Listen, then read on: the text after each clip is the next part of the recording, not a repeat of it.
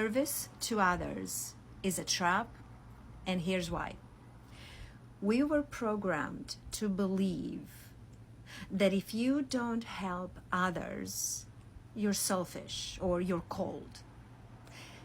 But the Matrix conditioned us to earn our worth through self-sacrifice, to prove our goodness through depleting ourselves.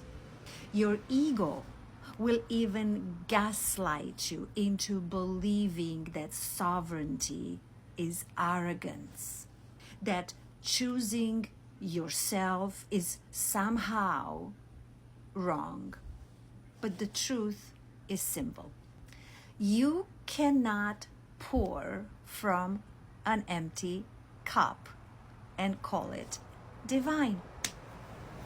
When service comes from lack, from guilt, from a need to be seen as good, it becomes subtle control. It is an unconscious way of manipulating love, approval, belonging, fitting in. And sometimes it's even sneakier than that. We feel like we need to serve because we believe we are special, we are chosen, we are somehow different, and that helping others proves our higher awareness or makes us indispensable in God's plan. But that too is ego in spiritual clothing. It's the identity that says, if I am the helper, I must be above needing help. I was guilty of all of this, and I didn't even realize it. My flavor was compassion and kindness and generosity. It was actually fear of not being loved, wrapped in the illusion that I was the good one. True service arises only when the self is full, when love is embodied rather than performed. The true first commandment was not serve others before you serve yourself. The true first commandment is love your God with all your heart, your mind, and your soul. And who is God? God is the self. When you love yourself fully, service is no longer effort, it's overflow. It's the light that moves through you, not the labor that you do.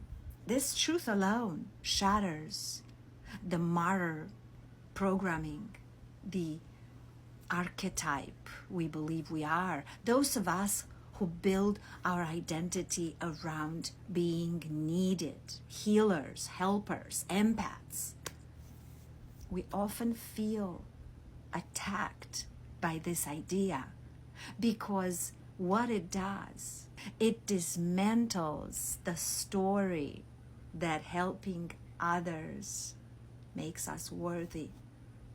And it threatens the unconscious addiction to self-neglect that we have worn as a virtue all our lives.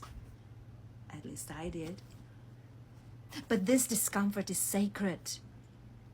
It's actually your initiation into the next level of being. This is when you ask yourself, can I still love myself when I'm not saving anyone? Can I still love myself when I am not indispensable? Can I still serve without needing to be seen as good or special? When people hear that service to others is a trap, some may interpret it as don't help others, it's a waste. But that's really not the message. The truth is mathematical. It's simple. You cannot give what you don't have. You cannot serve authentically from a place of lack. Service without self-love is control dressed in virtue.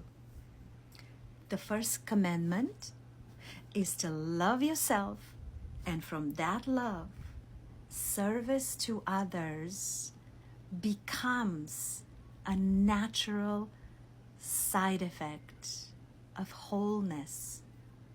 What did Ram Dass say? The only thing you can do for me is to work on yourself. And the only thing I can do for you is to work on myself. That is the highest form of service. The service that actually heals the grid of cosmic consciousness. I love you.